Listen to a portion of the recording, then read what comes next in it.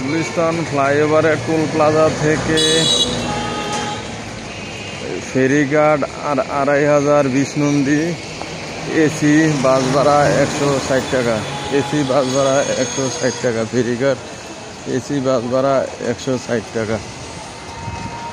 Gulistan toll প্লাজার কাছ থেকে, গুলিস্তান ফ্লাইওভারের টোল প্লাজার কাছ থেকে